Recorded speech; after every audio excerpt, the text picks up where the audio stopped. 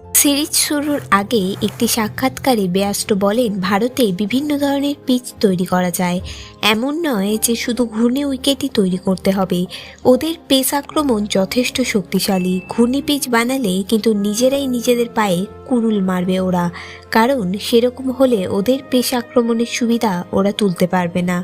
বেয়াস্টো নিশ্চিত যে ভারতে ঘূর্ণি পিচ তারা পাবেন, তারপরেও ভারতকে সতর্ক করে দিয়েছেন তিনি। উদাহরণ হিসেবে 2021 সালের সিরিজে চেন্নাই টেস্টের উদাহরণ টেনেছেন তিনি। বেয়াস্টো বলেন, শেষবার অশ্বিন ও অক্সার ভালো বল করেছিল, কিন্তু ওদের মনে রাখা উচিত চেন্নাইয়ে মন্থর উইকেটেই জো রুট 200 রান করেছিলেন। এর থেকেই প্রমাণিত যে ঘূর্ণি পিচ হলে ওরা সহজে জিতে যাবে। আমাদেরও পরিকল্পনা তৈরি আছে, আমাদেরও মঈন আলী, আদিল রশিদের মতো ভালো স্পিনার আছে, ওরাও কিন্তু ঘূর্ণি পিচ থেকে সুবিধা পাবে। 2021 সালে ভারত সফরে এসে 1-3 ফলে টেস্ট সিরিজ হারতে হয়েছিল ইংল্যান্ডকে। ঘূর্ণি পিচে মুখ থুবড়ে পড়েছিল ইংল্যান্ডের ব্যাটিং। ঘূর্ণি পিচ নিয়ে রোহিত শর্মাদের ধমকালেন তিনি। গুরুত্বপূর্ণ ক্রিকেটের আপডেট পেতে চ্যানেলটি সাবস্ক্রাইব করে রাখুন।